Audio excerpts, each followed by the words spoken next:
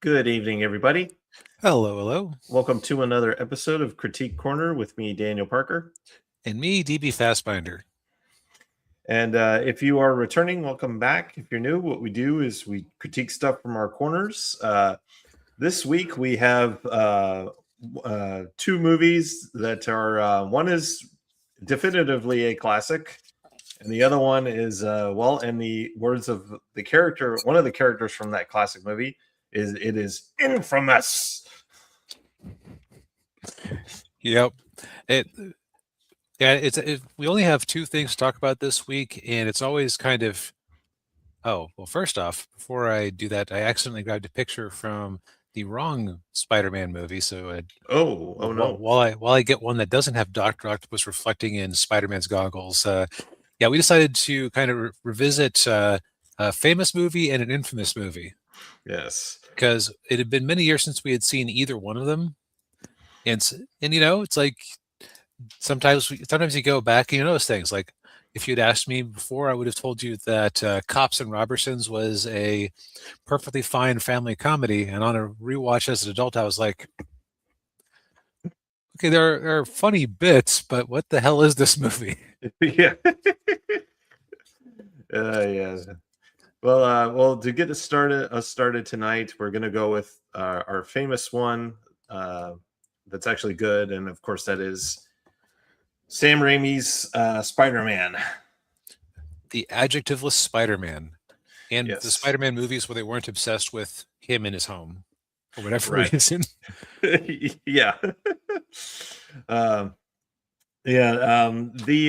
will say the road to actually getting a live action Spider-Man movie made is pretty interesting as well.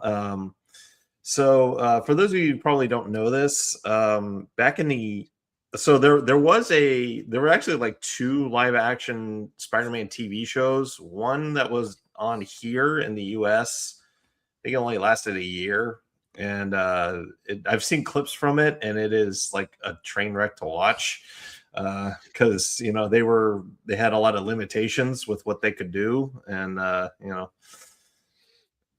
Yeah. yeah. And then there was also, of course, the Japanese version, Spider-Man. So Spider-Man, the emissary from hell. Yes, who had his own mecha, robot. But then in the 80s, actually, Canon Films tried to make a Spider-Man movie, and they even did a little like promotional teaser for it.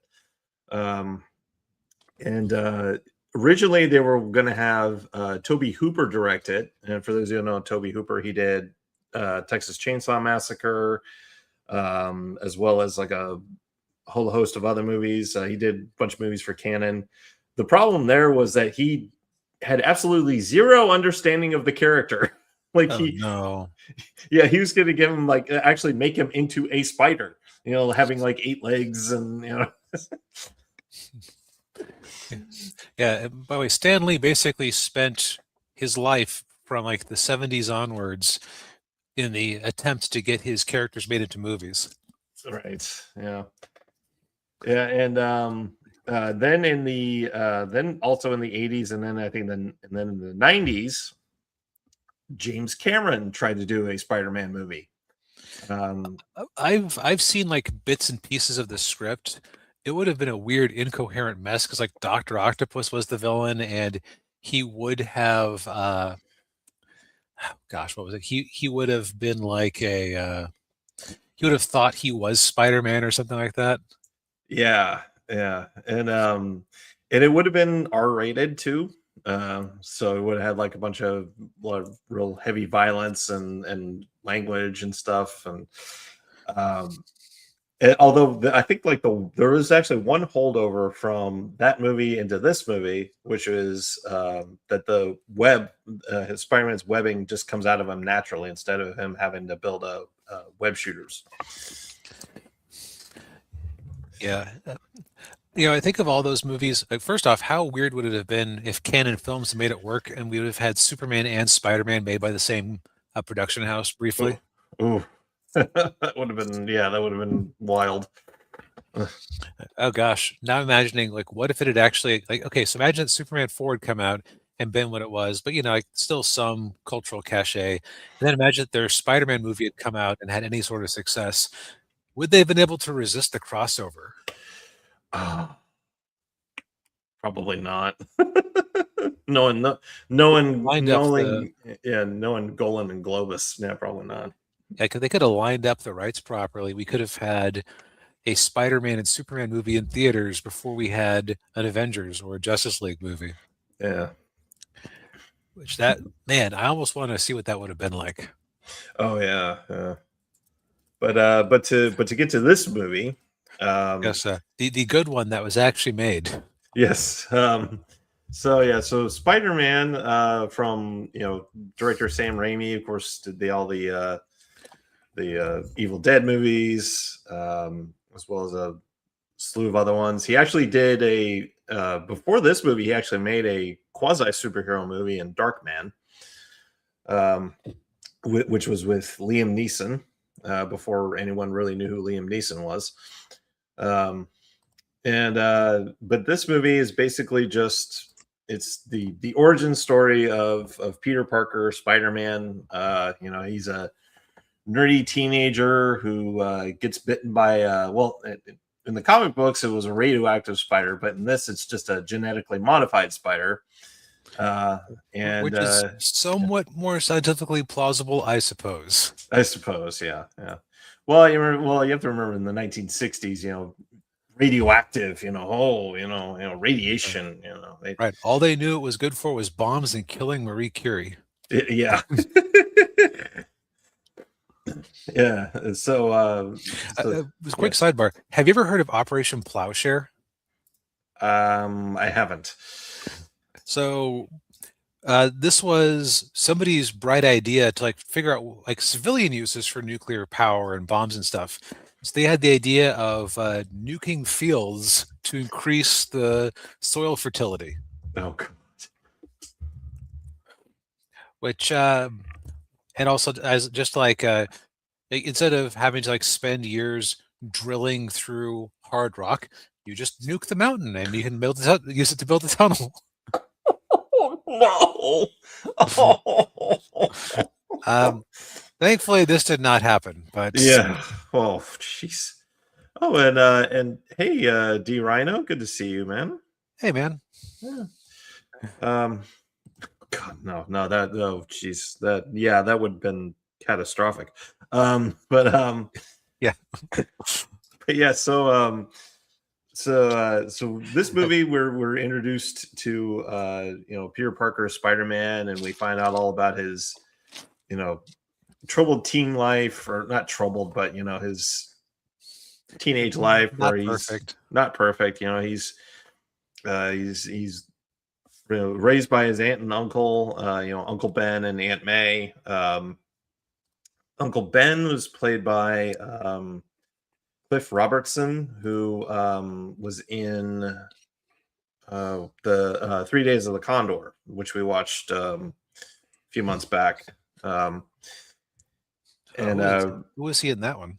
He was the guy that Redford was talking to, that was kind of acting like his friend, but he really wasn't. And then you have Rosemary Harris playing Aunt May, who I actually found out, I believe she's still alive. Yes, she is still alive. Wow. Yeah, she's which considering that she looked rather elderly in this movie. Yeah, well, yeah, I think she was in her 70s in this movie, and then yeah, I mean she's 99 years old. Good for her. Yeah. But yeah, so then we also have of course Kirsten Dunst playing Mary Jane Watson. So far the only true live action Mary Jane Watson we've had. Yeah, and unfortunately they kind of adapt. Okay, this movie, she is a perfectly fine character. Later on, they kind of adapted the not quite so flattering characterization from the comics of the period. Right. Yeah. Yeah. Where she's basically just she's been insufferable. Yeah, especially in the third one. Yeah, unfortunately, what we think was going on partially is that, how to put this, the Spider-Man and Mary Jane marriage was kind of a publicity stunt, and it was also kind of like the dog that caught the car. uh, So it's like, okay, well, what do we do with them? We didn't really have a plan. Like they were kind of lucky that they had Craven's Last Hunt, the great comic book story, to add some emotional weight to them being newlyweds. uh, yeah. Oof. Um, but Sorry, yeah, I keep going off tangents, but no, that's okay. Yeah, I know you're a big Spider-Man fan, and I kind of am too. Although I would say you're a bigger fan than me, but yeah, so it's easy to do.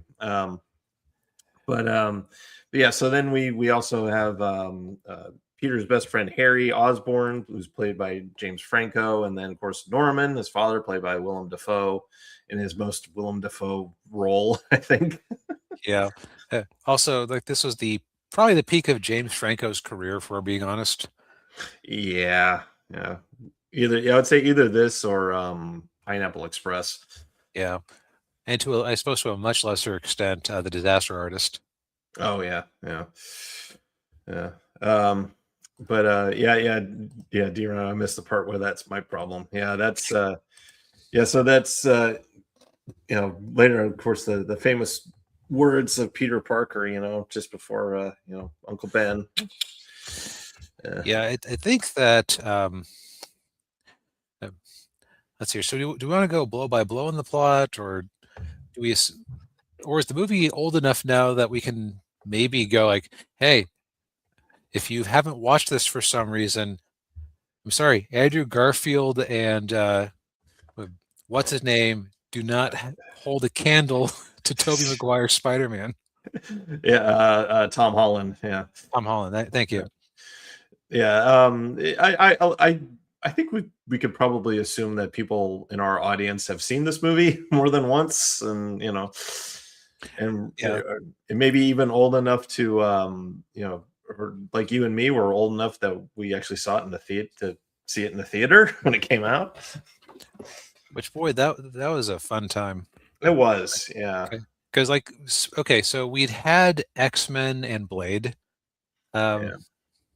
but the thing with X-Men was that as they memed on in Deadpool and Wolverine, like it was embarrassed to be a comic book movie. Like they said, oh, people won't take it seriously if they're in yellow spandex, so we gotta uh, will not only put them in black leather, but we'll force the comic books to also put them in black leather for several years Yeah. to match the movies. Uh, So, but like here we are, and like Blade, okay, like nobody really cares about Blade the comic. Like that's one of those movies that was almost surely made because Marvel had to sell a lot of movie rights in the in their bankruptcy, and I think it was Fox who had that one. New Line. New Line, okay. I'm sure New Line got the rights to Blade on the cheap. Oh yeah. Oh yeah, yeah. Like this is not Spider-Man. Right, yeah. No, this is Spider-Man. It's like this was like the first non-Batman movie where you really got to see a comic accurate portrayal of the character.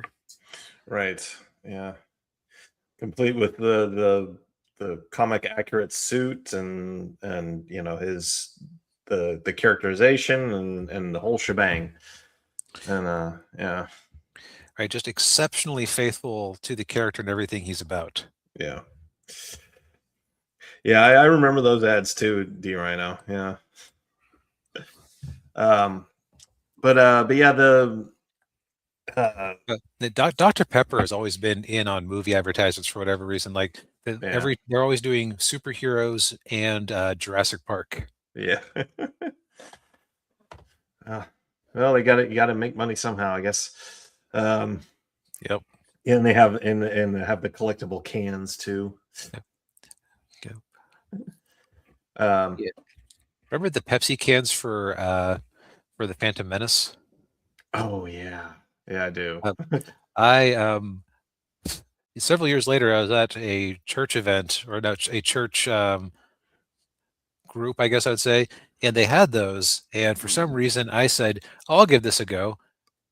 Pepsi does apparently denature after a couple of years, so I could finish it, but it wasn't great. Yeah, yeah. Ugh. But yeah, yeah. Dr. Pepper even shows up in this movie because there's a scene where Peter's practicing his web shooting and he's doing it on a can of Dr. Pepper. Oh yeah, just like how they randomly had a Dr. Pepper truck blow up in the Avengers movie. Yeah. But yeah, I remember when this movie came out, and it was a huge hit. I mean, I think it was the first movie to do $100 million in its opening weekend, That sounds domestically. right. Yeah, and on top of all that, like you have to kind of remember too, this movie came out like 2 or 3 weeks before Attack of the Clones, and it beat Attack of the Clones for the overall box office that year. I think it was the first time a Star Wars movie was not the number one movie the year it was released. Which part of that is the Phantom Menace. Not Blowback, yeah. yeah, like it itself was successful, but there was legitimate criticisms one could make of the movie, shall we say? Right, yeah. But yeah, this movie I think is definitely a very pure superhero movie. It's weird. It's a pure superhero movie, but it's also a Sam Raimi movie. Yeah, like you've got like women screaming. I think the funniest thing in the whole thing is when you have the effects for Green Goblin's pumpkin bombs that just skeletonize a group of men. Yeah. It's like I could just imagine the conversation, how they decided to handle it that way. It's like, well, I mean, you kind of got we can't have it be too bloody, right? Yeah, because it's PG-13. Yeah. But we want to we're still vaporizing some dudes. So what do we do about that? We'll just have them look at like a bunch of Flash vaporized their flesh and turned them into PS2 skeletons. Yeah. Yeah. I will say, if there's one thing that one negative is that the some of the CGI is a little dated in places. Yeah, like some of the web swinging scenes don't necessarily look the best, although they're definitely serviceable. Yeah. And I was struck by it is kind of refreshing to see movies actually use like sound stages for scenes. Like instead of it being just a CGI volume screen or whatever. Like it really struck me just how small and intimate in the scene where it's Green Goblin versus Peter at the end, just like how small of a set that really was. Oh yeah, yeah, yeah. Or the scene where where Green Goblin's trying to lure Spider-Man to the dark side on the rooftop. Yeah. Yeah. But yeah, I still think this movie is, it still holds up really well, even after 20 plus years. Although I think Spider-Man 2 is better. That's the general consensus. That's how I always felt too. So D Rhino, I also ended up with an original DVD of Spider-Man because I went over to my half price books because when we picked our two movie topics, I said, well, I could pay for a week of Disney Plus, but that would just be rewarding them.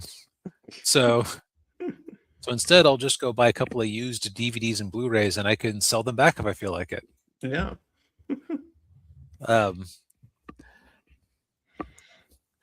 But yeah. Also, we do of all the actors we were bringing up earlier. How did we leave out Willem Dafoe? Oh, I don't know. I probably just put us on a tangent as we were going down the IMDb page. Right. Yeah. Willem Dafoe as Norman Osborn, aka the Green Goblin. Yeah, he turns in a very scary, paranoid performance. It kind of reminds me of Andy Serkis playing Gollum in Lord of the Rings. Yeah, kind of a similar setup where he's like talking to two halves of himself. Yeah, that's a good analogy there. And also, like, he he is okay. So not so don't take this as me being insulting or bullying or whatever. Dude looks weird and has always looked weird, as I can now attest because I've seen that Greaser movie he was in, Oh yeah, yeah. Streets of Fire. Yeah, Streets of Fire. Yeah, um, he is like perfect for this type of strangeness. yeah, Because like he already kind of looks like a goblin, honestly, like with his yeah, sharp features. yeah, yeah. Yeah, he had the he had the formula. Yeah, that wicked grin he does, and the yeah, Yep. And we both noticed something that once you see it, you can't unsee it. And yeah, we're both not sure how we had never noticed it before. Maybe it's just like TV resolutions have gotten better. yeah, Because I was playing off an original DVD, but on a 4K TV, so it wasn't like I was streaming or anything. yeah, Um, there's a lot of scenes where you can actually see Willem's mouth through his mask. yeah, yeah. It's like it looks strange, and once you see it, you can't unsee it. Right. Yeah, yeah, Because what I had thought was just like a solid piece of black, like plastic or metal or whatever, at the back of his mask's throat was a yeah. mesh. Which, as soon as I saw that, I was like, "Oh, that makes much more sense." Or else, how the heck would Willem breathe? Right. Yeah, yeah. It'd be a little difficult for him. Yeah. But I don't know, like, why I never noticed in the theaters, or I think I was too busy looking at his eyes. that's probably it. Yeah. Um. Yeah. Yeah. Misery. Misery. Misery. But yeah. That is kind of the benefit of doing this type of rewatch, is just the ability to notice nonsense like that you wouldn't when you're like not absorbed in the story from a critical perspective. Right. Um, I think the other thing I'll say is that I've heard people say like, "Oh, Kirsten Dunst is mid. She doesn't really look like MJ, et cetera, et cetera." It's like, okay, I mean, I don't know who you're fighting off with the stick to in your dating pool, but Yeah. Yeah. Yeah. It doesn't look like her. You know. again, there are also people who say that Sydney Sweeney is mid. So there's Mm, people who are just insane. yeah. Yeah. What are you gonna do? Like one thing that came up more kind of recently is that I couldn't help but think about was Kirsten apparently complaining about not being paid as much for this movie as Toby was. It's like, look, you did an excellent job, but why would you be paid as much as the main character who's having to do all these constant action shots with a back that he broke doing Seabiscuit? Oh yeah. Oh, God. Yeah. Dean Reiner mentioned something. Did we notice the trampoline on the final fight? I didn't see it, but I've heard about that. The trampoline is visible. Yeah, where he's like jumping up and down on it. Oh, okay, that does make some sense. I did not notice that. Yeah. But but no, yeah, yeah. I mean, yeah, this is still still a great movie. Still in the upper echelon of superhero movies. It's kind of the gold standard of them, you know. Yeah, like between this and Batman Begins, it kind of set the template for how Hollywood saw superhero movies for a while. Yeah, yeah. Then we had then we got Batman Begins with Christopher Nolan wanting to go realistic, dark and gritty. Yeah, yeah. Yeah. I don't have a response to that besides yeah. Um, Yeah, this thing is definitely worth a watch. And Yeah. okay, so my hot takes on the different Spider-Men we've had. Yes. So like I said, Tobey Maguire is the gold standard. The only thing it doesn't quite get is he isn't quite funny enough to, like, when he's quipping, or it Yeah. isn't quite quippy enough when he's fighting. Because like one of the things about Spider-Man is that his enemies all hate him, Yeah. like even more than many other superheroes. Like, I don't know, I'll just give an example. Bullseye and Daredevil. Yeah. Bullseye hates Daredevil because Daredevil keeps besting him and like ruining his jobs and everything. But Doc Ock hates Spider-Man because not only did he beat him up and thwart his plans, he made fun of his weight for like a half hour during their during all their encounters, Yeah. while using his spider sense to just weave around all of his attacks like Ultra Instinct Goku. So it's like that. He's like the most infuriating superhero to fight. Yeah. Um, Yeah. Meanwhile, Andrew Garfield, he was saddled with a fundamentally flawed series. Mhm. But I kind of always felt the way that he portrayed Peter is kind of how an impartial outside observer would view Peter.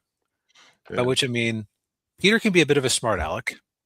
He can be, he can be a bit prickly at times Yeah. because he's walking around worried about superhero stuff, and then like he'll snap at somebody. Yeah. Um, he's always clearly lying and being evasive about where he's been during like always he's always late to everything. Like in that movie, I understand why Captain Stacy wouldn't necessarily be the most enthusiastic about him dating this guy, or Yeah. about his Yeah. daughter dating his guy. Yeah. Um,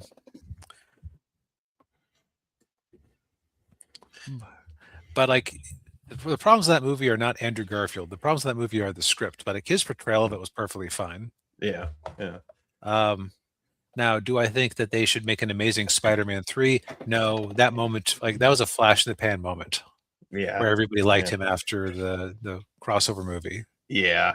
Yeah. Then our Tom Holland era. Yeah. Well, first off, I'm not a Zendaya fan, so No, just because she tends to play the same thing in every movie. she has the same expression in every movie. That's like, Yeah. And so, and what's funny is that I've never actually gotten around to seeing the first one. I just missed it for whatever reason. So the second one, where he's like has a crush on her, I had thought that was set up in the first movie more, but apparently not. no, it wasn't. No, no, he was interested in a different girl who. Oh, okay, I'll spoil it. She turned out to be the daughter of Vulture. Which that is a very Spider-Man plot. Like he's hobbled by the fact that they didn't want to do Uncle Ben for a third time for whatever reason, and that like Tony Stark is his Uncle Ben, which like it's better for the MCU that it's like that, but it's worse for him individually as a character. Yeah. Like even though he's pushing 30, he still seems like a kid. Although apparently like he levels up a lot in the new movie that I haven't gotten around to watching yet. Yeah, I haven't seen it either. I've heard good. To. Yeah, I want to. Yeah, I mean, I've heard good things about it, but although I've heard that they really kind of messed up Jean Grey. And then they don't understand that they made Jean Grey a villain. Like that's Yeah. that is the consensus that I've kind of heard about it. Yeah. Although I guess Punisher was good in that movie.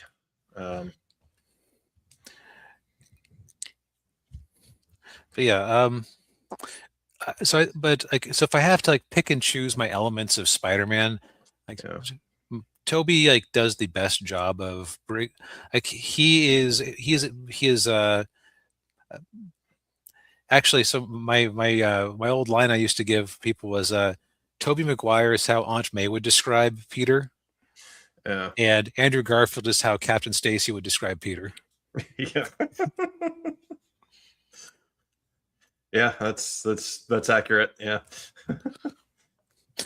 Like I just love the fact that the Tobey Maguire Spider-Man is so innocent that like some people took issue in the Spider-Man 3 with like the dancing Peter scene and like that's his idea of being bad. No, he's an innocent nerd. Like that's Yeah, that's just how he is. what do you expect? Yeah. All right, okay. Enough tangents. Yes. If you for some reason have not watched this movie, you owe it to yourself to go watch this movie. Yes. Now, Daniel, this is a movie that we have not take. We should have kept a rolling count of how many times we brought up The Last Jedi in our various reviews and discussions. Yes. It is a not insignificant number. No, it's not. We've mentioned it several times. Yes, and with good reason. Yeah. Yeah, this is the movie that it broke the internet in a fundamental way. There is an Yeah. argument to be made that without this movie, we wouldn't have Geeks and Gamers. Critical Drinker wouldn't be what he is. We wouldn't have Mahler and EFAP. Yeah. We wouldn't have Nerdrotic. Heels versus Babyface. Yeah. Because like previous movies had like like Ghostbusters is a significant franchise. It is absolutely not Star Wars. Like No. it maybe at one point it was in the discussion for being like the biggest franchise, but like that it did not have the staying power that Star Wars did. No, it didn't. No. I've heard people say that the reason that people got so angry is that for a lot of people, Star Wars is their mythos, almost their religion, if they don't actually have a religion. Because like Star Wars was like designed to be mythic, to inculcate an interest in the supernatural and the non-material in the children, Right. and society at large, and to just be like a take on Joseph Campbell's Hero with a Thousand Faces. Yeah.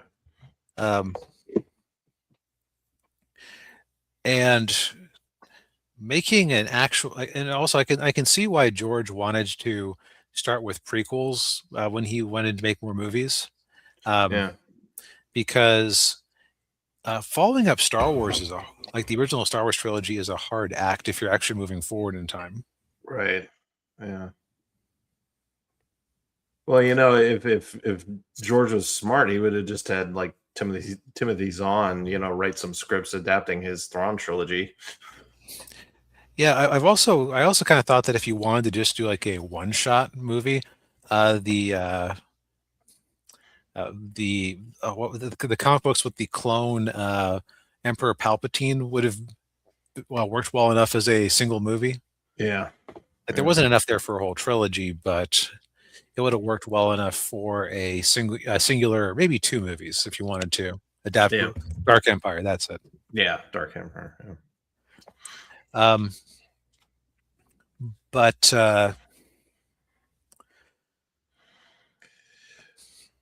yeah, he decided to do the prequels to basically tell Anakin Skywalker's story. Right, and just give the context for what Luke's accomplished or what Luke accomplished in the originals. Right. And I also understand like why why Disney seemed like a good steward at the time. Because like honestly, 90s Disney would have probably done better by Star Wars than Bob Iger Disney did. Yeah.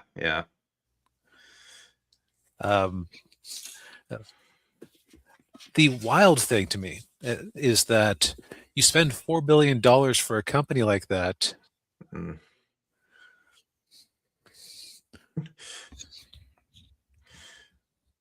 And you start making movies right away to pay off that investment. And this is just insane to me. It's like, how do you not start with an actual outline for what your trilogy is about. I don't know. I don't know. Yeah, because J.J. Abrams admitted that when they did Rise of Skywalker, that they did not have a plan for this trilogy. It's like, like, basically, J.J. Abrams did his movie, and then Rian Johnson's like, all right, well, screw you. I'm just gonna just do something completely different. And then Colin Trevorrow, who was the original director on Episode 9, was like, wait a second. You killed off Luke Skywalker. I needed him. I need him. He's in my movie. What the Screw hell? this. I'm going to go make more Jurassic World movies. Yeah. Which, say what you will about the Jurassic World movies, more Jurassic World movies have come out since 2019 than Star Wars movies, and to much better success. Yes. Yeah. Oh, man. Oh. But I guess we should talk about the plot of this movie. Yeah. So on the previous one, we were feeling glad and happy and charitable towards the Sam Raimi Spider-Man movie. Yeah. At the same time, like, if you want to go over every last little problem in this movie, Mahler must have like 15 hours of movie breakdown for it. Yeah. There are so many essays talking about the problems with this movie. We're kind of here for our own enjoyment and catharsis. Yes. And also because there was always the possibility that on a rewatch, I could go, while it has issues X, Y, and Z in the larger context of Star Wars, it has positive qualities A, B, C. There are a couple of positive things we'll mention. At least I'll have to mention, but Yeah. no, you can kind of feel the movie like just completely stumbles in the first act. And it is sad how it stumbles, because it's one of those situations where you go, how did nobody look around and go, why are we starting a Star Wars movie in the middle of a serious situation with a Yo Mama joke? Yeah. Yeah. Yeah, and basically making Poe look like an idiot, Making Hux look like an idiot. Hux. Hux. Yeah, and then just it's just honestly, I think that the worst thing that happened to this movie was them being chained by the fact that they were kind of chained by, first off, the lack of preparation by Abrams and crew for like what the movie was actually going to be about. But they were also hurt by the fact that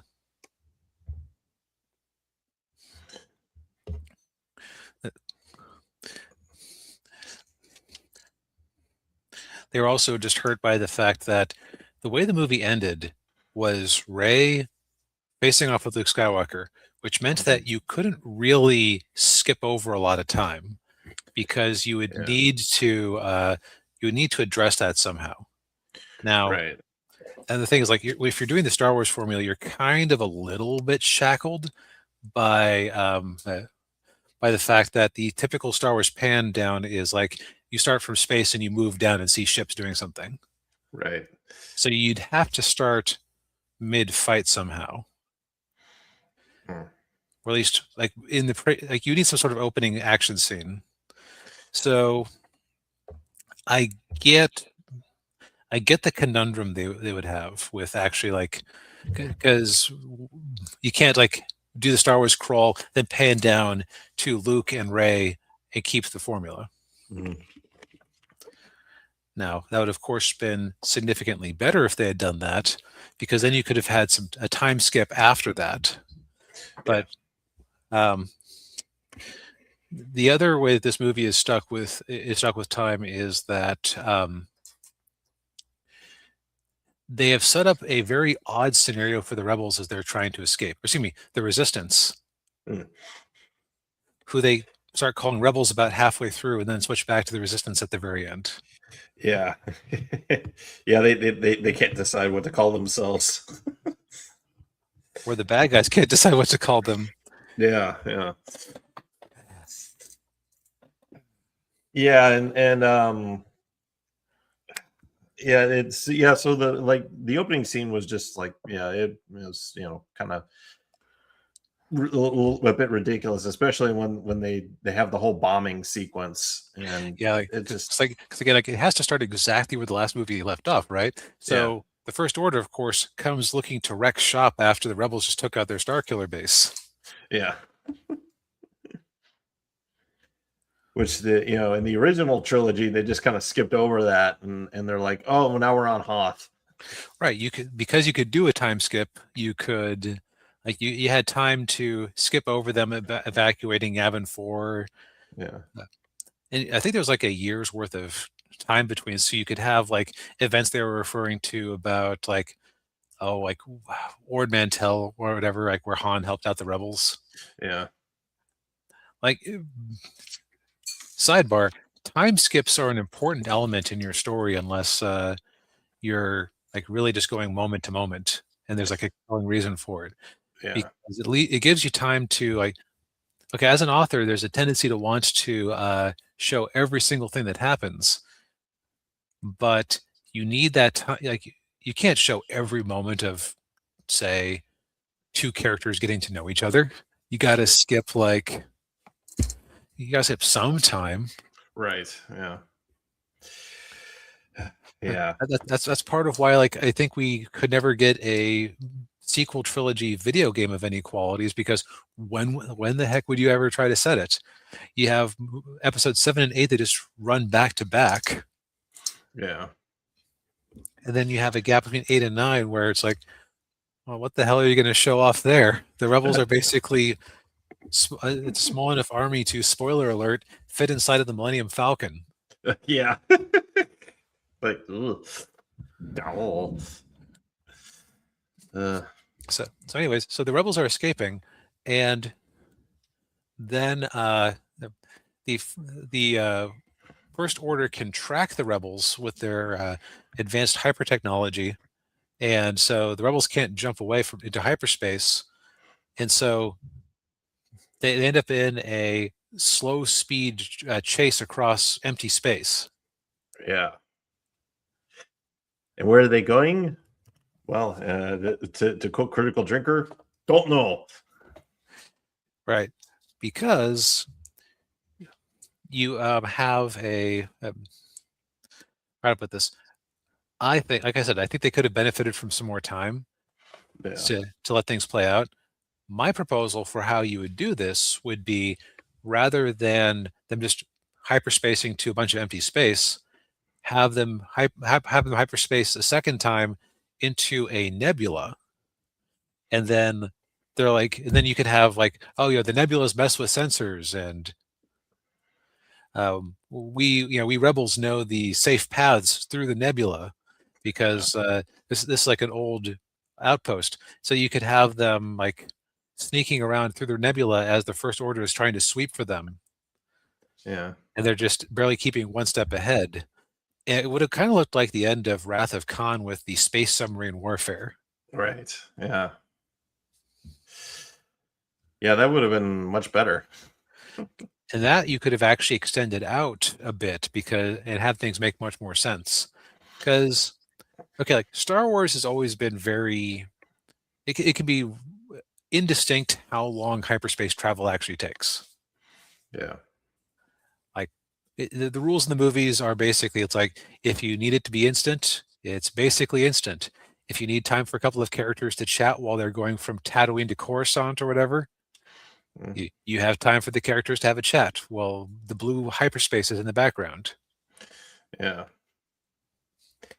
Yeah, in the expanded universe, they could be like days or weeks in hyperspace. Yep. But Mm. here, our heroes, our hero Finn and his new Gosh, I don't even know what to, not because they're definitely not leads in this movie, really. No. Uh, Co-character Yeah. Rose Tico have decide that the smart thing to do is to get off of the ship, go find a safe cracker, use that or code cracker, use them to break onto the First Order flagship Yeah.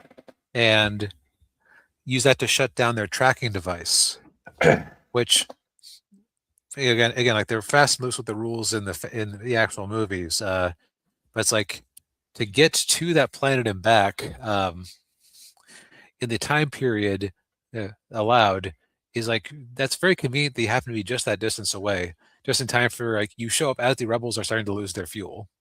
Right. Yeah. Yeah, because there was just like a few hours, I think, wasn't it? I think they said like 18 hours, Yeah.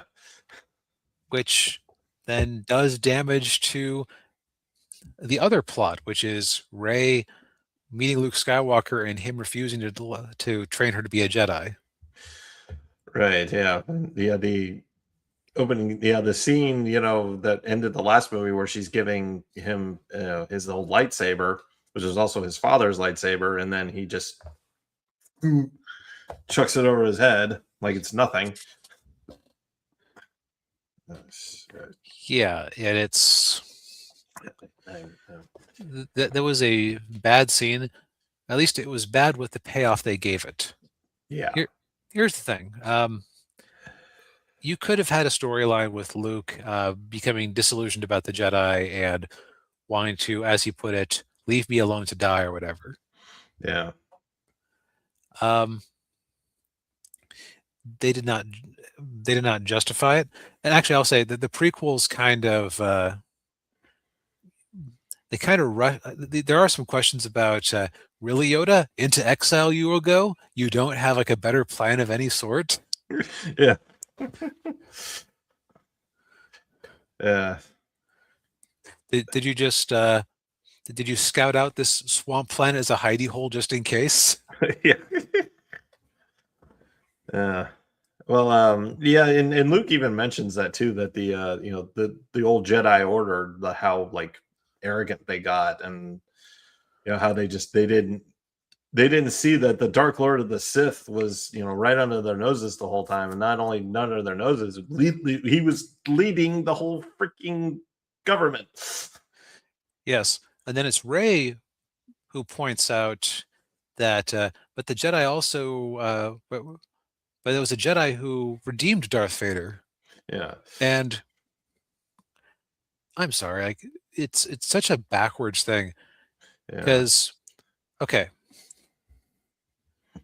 Rey is a ridiculous non-character. This is not a sexism thing. This is with the life history that she has had. Yeah. She never makes any sense No. because Rey would have maybe heard a few legends about the Jedi, but she, as I recall in the first movie, she like, wait, that was all real? Yeah. Or something like that. Yeah, and she thought Luke Skywalker was a myth. Yeah. Just like And so why does she have a concept of I guess the story of Luke Skywalker redeeming Darth Vader had spread, although if I'm the rebellion, I don't know if I would want that actually like being super public knowledge. I would maybe tell Luke, hey, we want to preserve you as like the hero of the rebellion. As far as everyone is concerned, you killed Darth Vader. Yeah. And the Emperor in single combat, and we're amazing doing it. Yeah. We don't need to know. Nobody needs to know that Darth Vader was your father. And Leia's father, for that matter. And Leia's dad. Yeah. In the expanded universe, I did cause Leia a few problems when in the New Republic government, as I recall. Yes, it did. Yeah. Because everyone was always just like, "Oh yeah, sure. Let's elect the daughter of Darth Vader to be the chancellor." Yeah.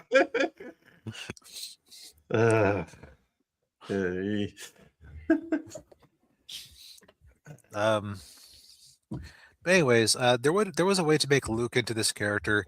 They did absolutely did not justify it, and I think that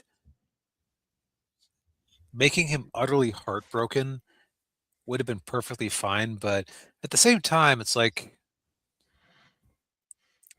it always feels like these people who are adapting these things on some level don't like them. Yeah. Like, let us see Luke doing something cool again before you break him down a bit. Yeah. Yeah, and at least can we actually it would have been nice to have actually seen an actual lightsaber fight scene with him, not some like weird force projection, you know. Yeah, it's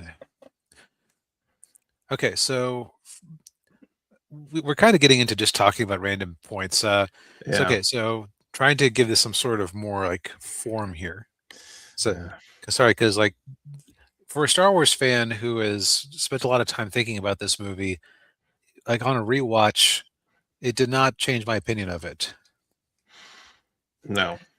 Um, the fundamental problems of this movie: one, they were kind of shackled by what was set up before. They didn't really establish Ray. Like, actually, no, Ray had an amazing establishing scene, and they just kind of ignored it for the rest of the movies. Yeah. Like her as the lost little girl, dreaming of leaving the planet, wearing her rebel helmet that she had salvaged. Like that. That was such a great moment, actually. Yeah. Good movie storytelling. But she just kind of ping pongs around. Like she wants to be a Jedi now, but it's like there really wasn't any build up to that aside from the lightsaber calling to her. Yeah. Yeah. Uh, the dark also has a very easy and obvious connection to the dark side in this movie, which they don't really do anything with outside of like a little bit of Kylo Ren trying to seduce her to the power of the dark side. Yeah. Yeah, that would have been far more compelling if they had actually done something with that. See, that would have required that Finn get to actually be a hero instead of like okay. Second fundamental flaw with this movie outside of okay, I've lost count because there are so many. Okay, Yeah. so Ray is a problem because they didn't really use what they'd established. Yeah. Finn is a problem because they did, and Finn's introduction where he was in some sort of back to suit, leaking liquid all over the place, in a scene right after as he wakes up right after they had just had a Yo Mama joke from Poe Dameron, followed by a dramatic, sad bombing scene Yeah. where Rose Tico's oddly attractive sister, who was wearing an awful lot of makeup for being a fighter pilot, I noticed, Yeah. Yeah. had just died heroically. And then you Yeah. cut to Finn wearing a back to suit, leaking liquid all over the place as he walks outside. Yeah. Mm. Yeah, what they did to Finn was really bad in this movie and and then Rise of Skywalker. Like he was the most compelling character, like from the Force Awakens. Like he had the best character arc, and they just completely wasted him. Yeah, and Ray is kind of a tumor on the franchise Yeah, in terms of taking away his focus. It's like he gets to go off and have his adventure on the Vegas planet with Rose Tico, yeah, who is herself a nothing character. Like the most you get out of her is that she loved her sister and is very sad that she is gone. yeah, Um, Next problem is the compressed time scale, like we were talking about before, means yeah, that it's completely irrational that the things that happen in this movie happen the way they do. Like The Empire Strikes Back, I think you can argue has a similar sort of time compression problem. Like it feels like Luke is spending a significant amount of time training on Dagobah. yeah, Um, comp- but it's like, okay, how long could Han and Leia really be running away from the Empire in the asteroid belt? yeah. Yeah, maybe a day or two. Right. So I think that the explanation I've kind of had to go with is that they were running for the Empire for longer than you think, but also that since they couldn't go to light speed, getting to Bespin, which boy, it sure was lucky that there was another inhabited planet in the same star system as Hoth. Yeah. Now you think about it, Uh, like it would have probably taken longer. So like that buys them some time. This one though, there really isn't like there's no hand waving it away. Like it's clearly like Leia or excuse me, Rey gets all the training she was supposed to get very quickly. yeah. Yeah. Um, the next character they kind of do dirty is Kylo Ren because I liked his sort of sleek Darth Vader-y inspired appearance, but Yeah. apparently Ryan Johnson, Mr. Cleverman, thought that he looked stupid, so he has he basically bullies him out of it. Yeah.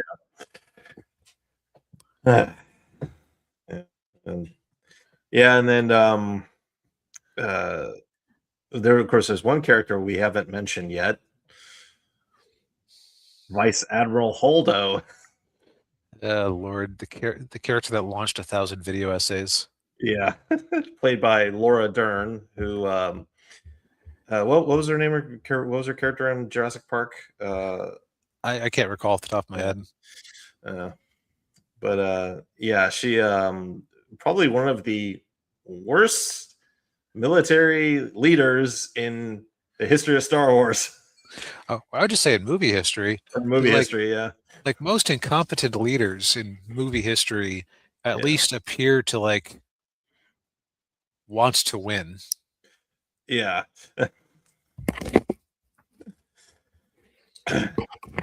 But yeah, in this, she's just like, oh, God. Wait.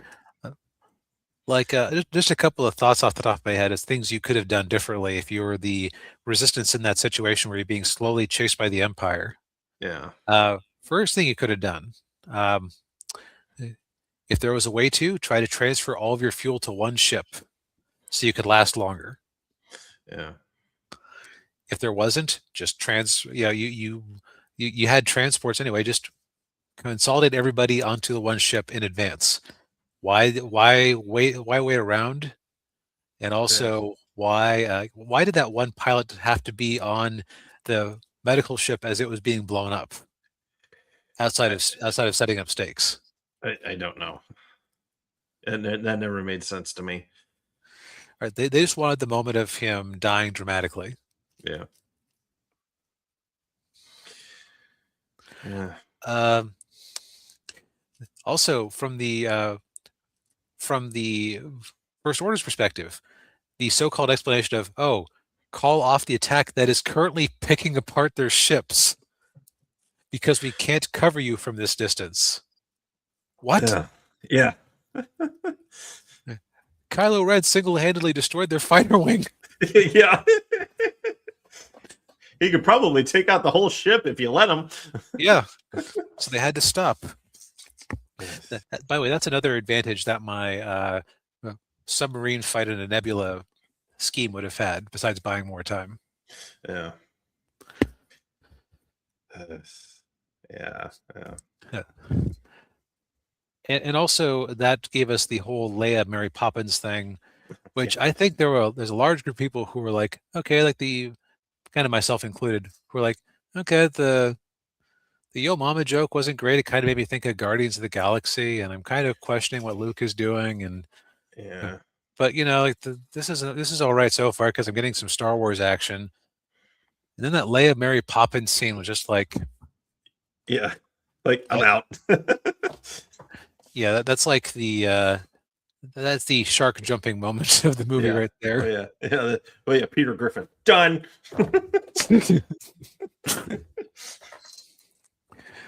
Well, on top of that, they killed off Admiral Akbar unceremoniously. Yeah. Oh yeah, the other thing, if the Holdo maneuver was an option the whole time, the optimal time to do it would have been like you could have transferred everybody off of that ship, turned it around, done the maneuver, thrown the whole First Order line into chaos, and then hyperspace away with the remaining ships. Yeah. Well, they kind of retconned it in Rise of Skywalker. Where like, oh, that's a 1 in a million. Oh, I don't know. Hux seemed awfully nervous for them trying a 1 in a million shot. yeah. Like, okay, so let's say that I'm in a battleship in World War II, and there's a guy in a rowboat pointing a rifle at the ship, and the helmsman informs you there's a 1 in a million chance that that they could find that their bullet could find a flaw in the hull and put a hole in us. Yeah. My reaction is probably going to be more just get rid of him rather than evasive maneuvers. Yeah. Yeah. Yeah. Let's talk about our villains. Actually, let's Okay. take a quick sidebar. Um, so General Hux is just completely disgraced in this stupid thing. Oh yes. Yeah. When like his Nazi speech in the first movie was was it subtle? Absolutely not. No. Did it tell us what the First Order was about? Yes. Did it give them a face of like this young fanatic who had a huge army at his beck and call? Yes. Did that make the First Order seem dangerous? Yes. But what did they do with him in this movie? Turn him into an incompetent boob. A huge punching bag, Yeah. mocked by the heroes, repeatedly thrown about with force telekinesis by the other villains. Yeah. Also, if fighters in Star Wars have never been portrayed as being able to like knock off big chunks of capital ships before. Yeah, and you had that whole sequence where Poe is taking out all the turrets on the Star Destroyer. Yeah, like honestly, the most precedented thing was when Kylo got in, like he flew a ship inside of the Republic ship and took out the fighter bay. Like that's Episode 1 or other nonsense. Yeah. Like yeah, if you can get inside of their ship where it's soft and squishy, then you're going to be able to do some real damage. But it's like Yeah. if your dreadnought, your number one planet bombarding ship, was that vulnerable to fighter attack, even assuming you couldn't get a good angle for like anti-fighter defenses, why would you not already scrambled a fighter screen? I don't know. The movie, like I think we can put a pin in, or we can just put it like all the military maneuvers in this movie require everybody involved to be an idiot, down to okay, Leia, so your plan is to get down to this salt planet, hold up in a huge bunker, Yeah. and attempt to buy time to transmit a help message. First off, couldn't you have radioed your allies in advance of this? Maybe while you were out in space and could have like contributed to a defense? Yeah. Also, do you think that the allies are going to show up like they have a large enough fleet to help deal with the First Order just on their beck and call? No, that is not how this is going to, like the plan is unrealistic and stupid. Yeah. So you've just thrown your men against the enemy for no benefit whatsoever. Yeah. To buy time for a plan that was never going to work, except for Deus Ex Ray. Yeah. Yeah. Yeah. As in the words of Tony Stark, not a great plan. No. And like when this was turned in, they should have said, wait, this plan doesn't make any sense. Yeah. And the sad thing is, like, there are elements here that could have been reworked into like in a second strong draft, could have taken the nuggets of good ideas or cool set pieces out of this. Yeah. going back to our villains, because boy, this movie makes me want to rant. Yeah. Kylo Ren, he's probably comes off the best of the three villains here because he actually like makes it to the end with some of his dignity intact. Yeah. Yeah, one of them is a punching bag, and then the other one gets cut in half. Yep. And like Kylo is like the most compelling character that is almost entirely on Adam Driver's performance. Yeah. Dude is too good for this movie. Dude is probably, yeah, him and Oscar Isaacs are probably the best actors in this movie. Yeah. Yeah. Yeah. And then on a second rewatch, okay, like the first time I watched this movie, I thought it was cool enough the way that when Kylo was planning to kill Snoke, Yeah. how Snoke is narrating how he can feel Kylo's emotions, and he turns his lightsaber towards his true enemy. Enemy, yeah. On a rewatch, that's such blatant, like, do you hear yourself, man? You're completely unnatural dialogue. Yeah. And also, you are clearly being like you're.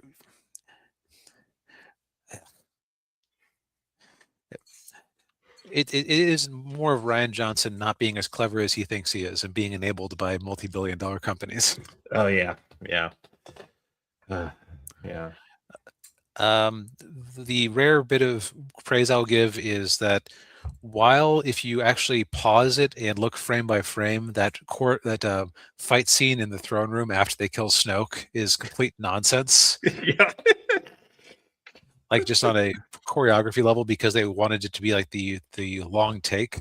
Yeah.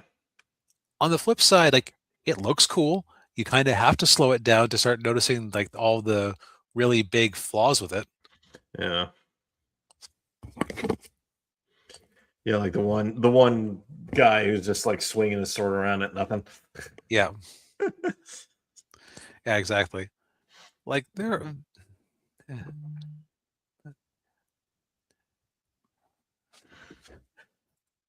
I think we've hit all. Oh yeah, also the Codebreaker character was a complete waste of time.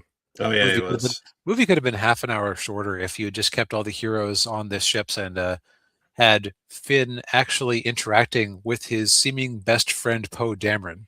Yeah, yeah. Like, their friendship, like their immediate friendship, was such a delight in the first movie. Yeah. It's so weird that you never had the three main characters of your trilogy interacting with each other until the third movie. Yeah. Like they realized, crud, we want Finn, Poe, and Rey to be main characters or a trilogy or a trio. Yeah. But we've never actually, like, has Rey ever actually spoken to Poe? Shit. Yeah, yeah. They actually like introduce themselves to each other at the end of the movie. Like, oh, jeez. Like I think I kind of feel like if you could have had a different plan that required them to leave the ship, Yeah. like cut Rose and have Poe and Finn go off to go do it, and then give them a chance for some more bromance. Yeah. Yeah. Maybe a little buddy cop stuff, you know. Yeah, perfectly. Yeah, exactly. Yeah. Like because those two have chemistry. Actually, Yeah. the sad thing is all three of our like Daisy Ridley, Boyega, and Isaac. and Isaacs. Anytime any combination of the two or three of them are together, they have a lot of chemistry. Yeah. None of them are the problem with this movie. I think that I've ranted enough. Yeah. So I just kind of sum up my thesis here is that all of the little writing details in this movie destroy it. The fact that the movie doesn't want, like, the fact the movie thinks it is too good to ever have a scenes of two lightsabers actually touching each other is the problem with this movie. Yeah. The fact that they took the assignment of, oh, nobody actually knew what any of the setups in the first movie meant. We're going to say they mean nothing. Just like spitefully, like knock the ice cream cone out of the audience's hands. Yeah. When that mystery and intrigue was all that anybody had to really cling on to in the first movie destroyed this movie. Yeah. Like Yeah. everything that you could have done with these characters in that setup, you just completely tossed out. Yeah. And then they just had to completely retcon it in the next movie. Right. Well, because what else were you supposed to do? This movie burns the universe to the ground. Yeah.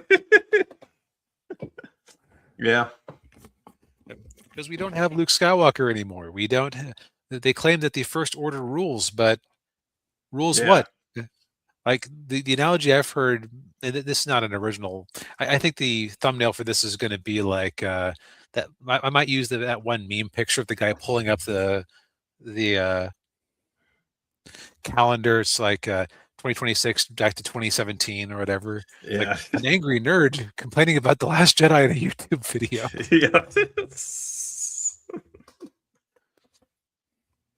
Yeah. Yeah. This movie is just as they say in Cyberpunk 2077, a turd wrapped in crepe paper. Yeah, and by all accounts, it shouldn't have been, but No. that's where we are. Yeah. So I ranted quite a bit. Did I leave anything out that you wanted to bring up, or? I don't think so. Well, I will say, having Luke Skywalker try to kill his nephew, was definitely a part of his character assassination. Yeah, like it would be like having I don't even feel like an analogy right now. It basically is the betrayal of what he was about. Now, Yeah. if you had here's the thing. If you'd what you could like if you'd wanted to have it be more messy and complicated, Yeah. you could have had Kylo have already turned and be in the actually okay. So I mentioned before, like you'd have to do something different with Luke to break him like this. Yeah.